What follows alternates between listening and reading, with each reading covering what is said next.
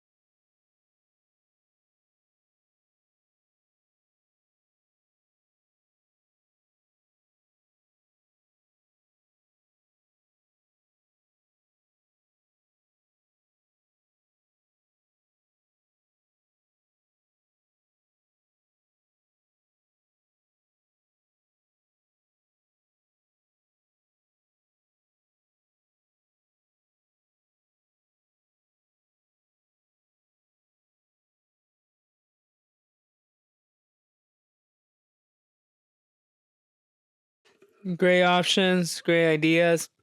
But no, there's a storyline between those three. Keep it with those three. If they want a ladder match, ladder match, give it to the tag team championships. Wow, the U.S. title match. Because they had so many people go after the U.S. We'll talk about that when we talk about SmackDown. The U.S. is already... the U.S. title is just lame and boring. I don't know about that. Nah, they could have their own feud with... it could be Who? But who? the Russian dude against Carmelo Hayes. That's been a feud that's been going on for a while. That's the thing. We should mix it up. Cripple Fraud, please do something because you don't know what you're doing. You actually let Road Dogg leave because of your horrible decisions. He actually made great points, and I'm sorry that I blame Road Dogg for everything, but no, it's Cripple Fraud.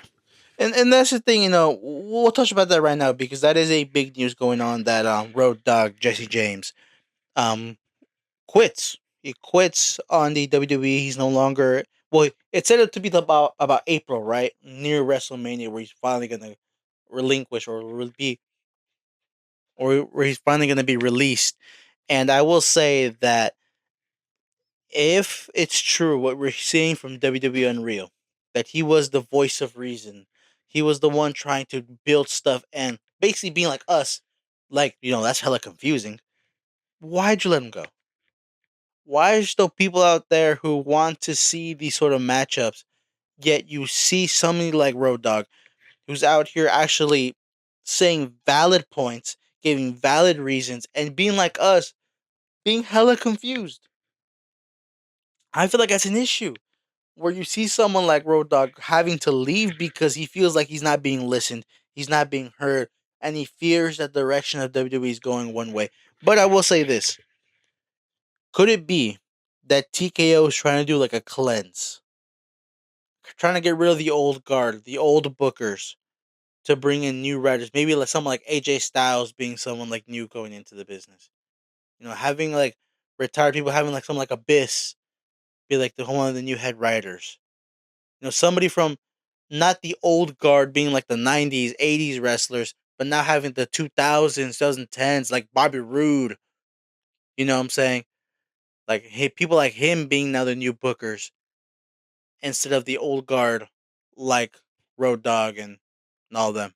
Hey, Bobby Roode is in there, and look at how bad it is. But what if he's just there, but he's not one of the head guys? He's not giving his actual opinions. They already gave the. You want to know who's the head leader of creative now? Isn't it Patterson? No, it's apparently is a woman that did a few TV series. Who? Yes, I forgot her name, but she took over Road Dogg. Okay. I forgot her name, but if you check it out right now, she's the new head leader of creative. That she took Road Dogg's spot. While I search this up and try to get a name for you guys, do you think this is just a little side question while I search this up, Jay? Do you think AJ Styles would be a great pick to be a head writer if he had full control? He was allowed to do what he wanted, create actual banger matches. Do you think he'd be the guy? No, because if he already criticized how WrestleMania is, no, he's not. He's gonna be. He will not be creative. He will not be part of the producers or nothing like that. He will be probably first a trainer, and then later on in the future, when probably he's in his late 50s, early 60s, that's where he's gonna be in that position. But right now, maybe he's gonna be a trainer. Okay, well I did search it up. Um her name is Alexander Williams, Alex Williams. She's now the new head writer, at least according to Google. Don't flame me for this. Um I guess if she is the head writer, it says here she's the producer for WWE as well. At least according to her IMDb. I will say, I feel like we need to have a full cleanse if this is the if she is the true writer. But while we talk about this, it all starts from the head up. She could give out. Let's just say that she is the one doing all this. But if Triple H is approving it, Triple H is the one. He needs to be the one in there saying, "Hey, no, this is horrible. This is not how it works. We've been doing this for so long, and people are giving so much negative reaction. Why are we still continuing?" But we're gonna continue. Some of the big stuff going on.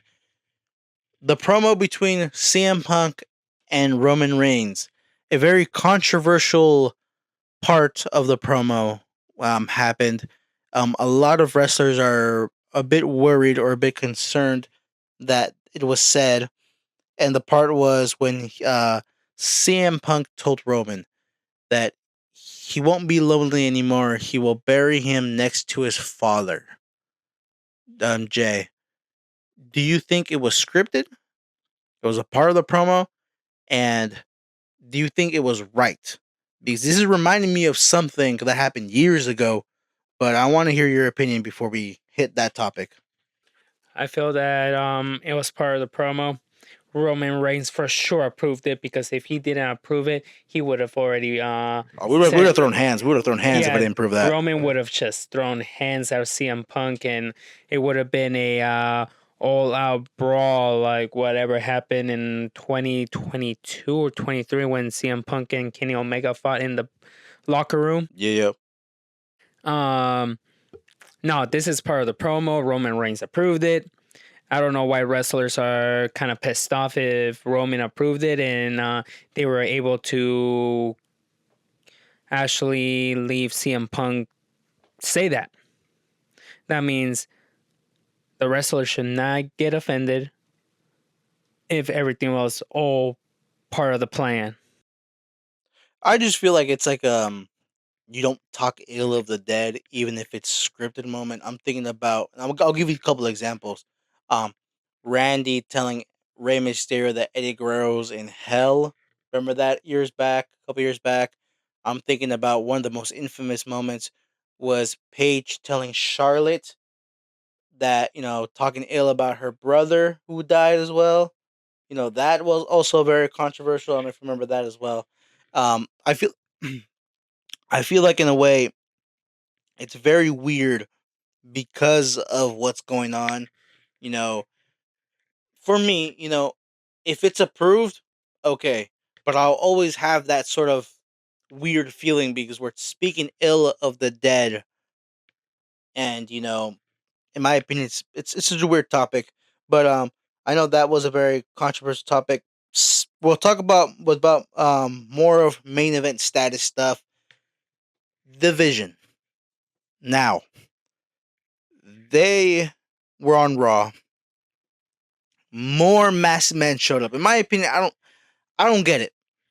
Like, let the masked men be like NXT stars, or let the masked men be like lower mid carders you're gonna bring up, not just a bunch of random nobodies, a part of Seth Rollins' gym. They'll probably will never be somebody in the future. But they attack Logan Paul and Austin Theory. They have this sort of blow up on Raw, but Seth Rollins appears, attacks Paul Heyman, which we've been saying should happen, and curb stomps him. Afterwards, the Usos attack the Vision outside in the parking lot, and LA Knight drives off Paul Heyman, who is bloodied in the ambulance, drives him away. Jay, do you like where this storyline is heading? And do you think that LA Knight will be the one to face Brock Lesnar? Because Brock Lesnar might be, defending his boy Paul Heyman. This is all over the place. Cripple fraud. I don't know what you're doing here. Seth Rollins came back, yes, attacked Paulie. Everyone knows that what's going to happen. Even if the Brawns were healthy, they were going to attack Paulie and the Brawns. The Usos, I don't know why they're there. There's no. I'm telling you, bro, it might actually be tag team Usos versus the Vision. There's no reason for the Usos to be there. But if it's going to be the Vision against the Usos, all right. Another lame match. And LA Knight, sorry, man. If you're going to be facing Brock Lesnar, it's going to be a 5-minute squash match. And if it was me, get the payday at WrestleMania, and then afterwards, just say that I'm done and go somewhere else. And Seth Rollins, if you are healthy, just face Logan Paul, or if the Usos attack the Vision, you and LA Knight, triple threat, that could be the ladder match. The Usos versus the Vision versus LA Knight and Who? Seth Rollins. Nah. See, This is the thing. Like you were talking so much facts. You were talking so much facts when it comes to the idea that it looks like we're heading towards a Vision versus the Usos, which, in my opinion, ew, horrible. Like, you giving the titles to the Usos was meant to bump up the Raw tag team division. But guess what? One of your tag teams in AAA feuding against Psycho Clown and Pagano in the War Raiders. The other tag teams are just nowhere to be seen. Where is the LWO? Where are the Creed brothers? Right? Like, where are the rest of your the what are we talking about? The New Day? They're a 3-man group. There's Kofi. There's Grayson Waller. It doesn't matter if Xavier was injured. You have two of the three. Like, what happened to this division? Like, what happened to it? And when it comes to them having a sort of tag team up, in my opinion, it should just be that if you're gonna do that. But that only happens if Braun Breaker or Bronson Reed comes back to face against Seth Rollins at WrestleMania. If not, Seth Rollins versus Brock Lesnar at WrestleMania. It's not going to happen. They're going to leave it for LA Knight. Seth Rollins, he will be probably a cheerleader of LA Knight. Not wrestling, just being there, helping LA Knight to maybe win, or if not, that could be a feud later in the future. True. Well, we'll talk about some other highlights. Gunther versus Dragon Lee. In my opinion, it probably should have been a match at Elimination Chamber. That should have deserved a PLE match. It was a great match. Of course, Gunther unmasked Dragon Lee, of course. But my opinion, it just shows that Dragon is just a great wrestler. They should be pushing him more. Now Gunther for WrestleMania he's empty. He might actually miss WrestleMania because there's no actual feuds for him. The feud was Dragon Lee. Now with him unmasking Dragon and putting him to sleep, there is nothing. So I'll put the question out to the comments. And who do you think Gunther's next opponent should be? Because clearly we're at the point where we're so close to WrestleMania, we don't know what's going on. But who can be Gunther's next opponent? It could be Obafemi, but I feel like or Brock Lesnar. But I want to hear you guys' comments. Um, we already talked about Penta's win. We talked about CM Punk. We're gonna go over to SmackDown, right? We'll go over to SmackDown.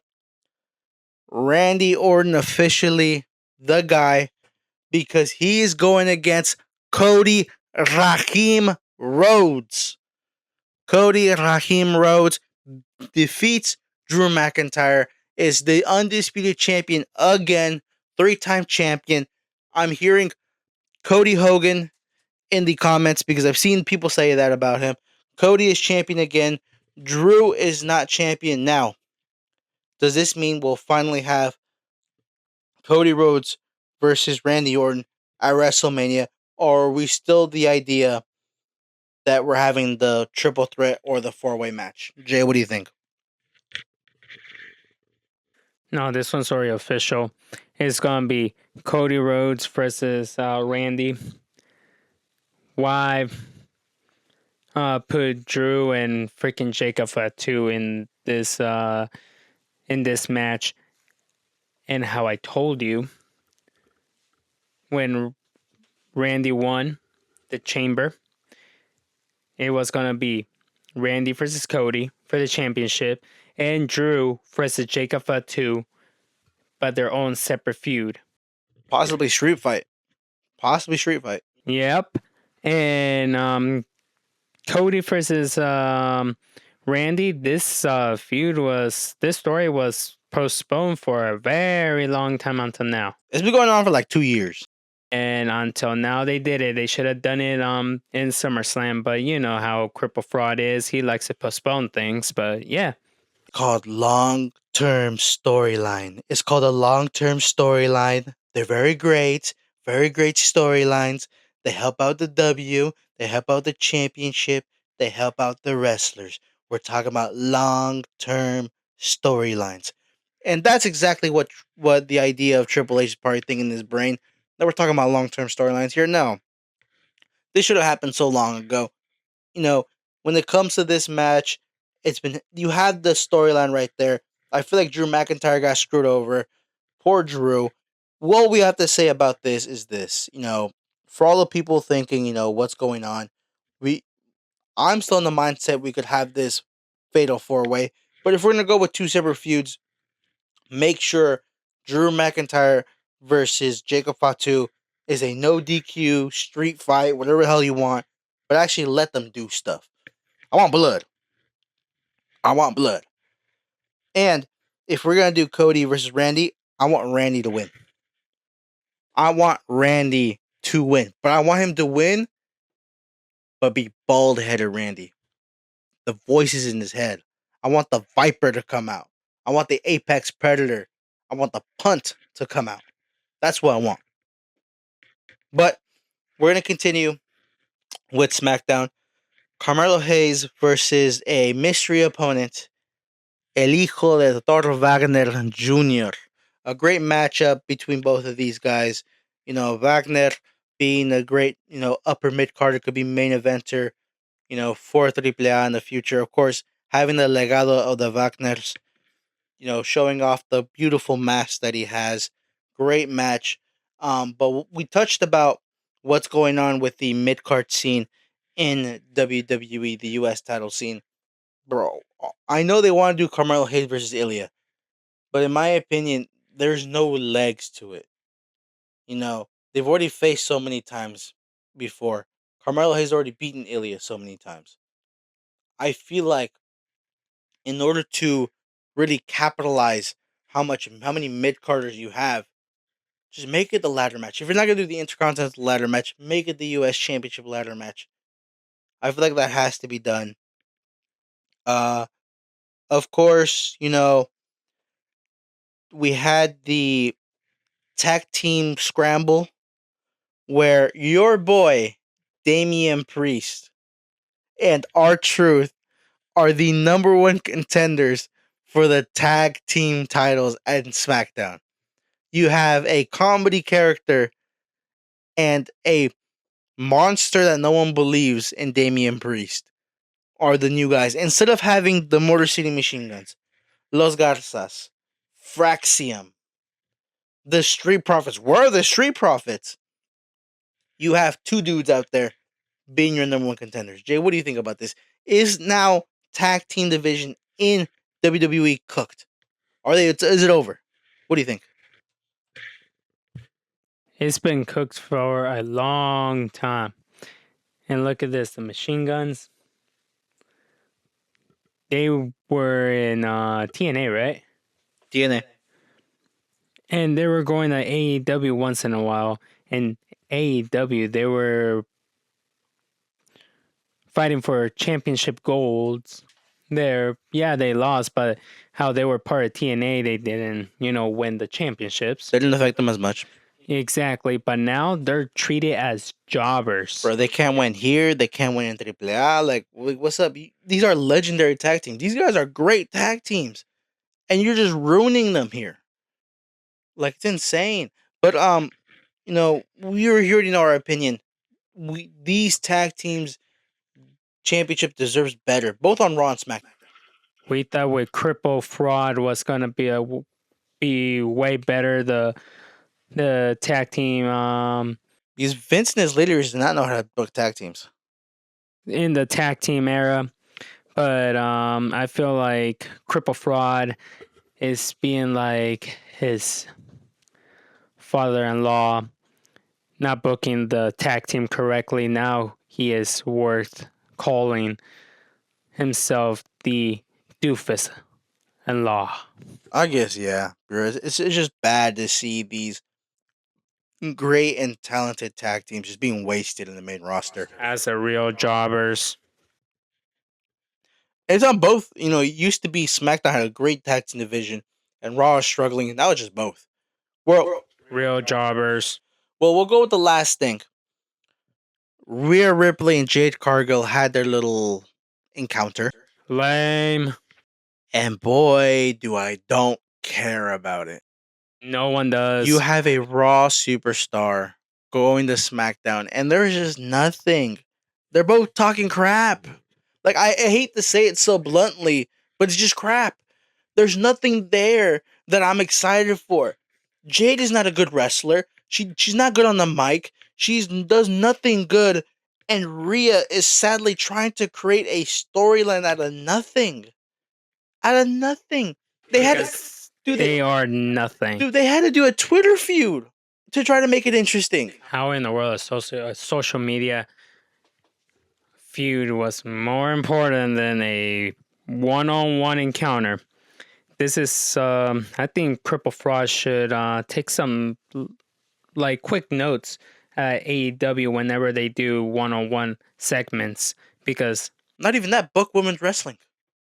not just that, AEW knows how to do one-on-one encounters way better than Cripple Fraud. One-on-one encounters. They're better at the promos. Like it's sad that WWE wrestling has gone so low in the past 2 years, you could say. Because the simple fact that this storyline right here, Jade versus Rhea, it should be a battle of the monsters, right? It should be two kaijus going against each other. But it's just one mega superstar against an industry plant, somebody who should never be there. She's way too many years behind to be a champion of that caliber holding that belt. And it's sad because, in my opinion, and this is my prediction, because the way that they're booking things, Jade's going to beat Rhea. Jade's going to beat Rhea to try to create credibility. Fake news. Rhea is going to beat Jade just because they want to get rid of that title out of her as soon as possible. That's all the women's division could succeed again. Make Crackdown title great again. For the people who don't know, Crackdown is the way that Jay is describing SmackDown nowadays, because they're clearly not that good. I used to say that SmackDown was going up in trajectory while Raw is going down. Now they're both heading towards the same level. When Roman Reigns left Crackdown, not just SmackDown, WWE overall, the ratings started going down. Not just that, the way that they were writing stories started going down too. Started getting more boring just because our tribal chief left, just because he wants to be an actor. But that's the thing. The way that Roman's being booked too is very much the same. There's nothing different about it. He's not being booked differently. It's the same crap. Because what are we gonna have? Roman being all, "Ooh, I'm saying this now because I have veneers now. My teeth ain't screwed up now." You know who that reminds me of? I am the game. I do this. We're talking about Cripple Fraud. I be champion. That is Roman now. Roman and Triple H are the exact same thing. Their storylines are the same. The way they're booked the same, and they want to be champions the same way. In my opinion, that's exactly the same. Just because the only thing we need to do is we have to make WWE great again. The only way that we need to do push Trick Williams. Push Trick Williams. Well, yes, but we need to get Obafemi in the building to kill someone like he killed Johnny Gargano. Not just that. We need to get rid of Cripple Fraud out of that creative system. Bring Shawn Michaels. Let him be the head writer and head creator of Raw and SmackDown. NXT's still doing good without the big boys back there. Bring him in. Clearly, he knows what he's doing. Well then, folks, we are done here for today.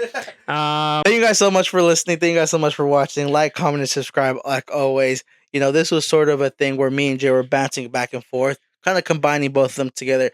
And shout out to NXT who just had their pay-per-view, you know, doing their thing. Tatum Paxley. Had something today? Yes, they did.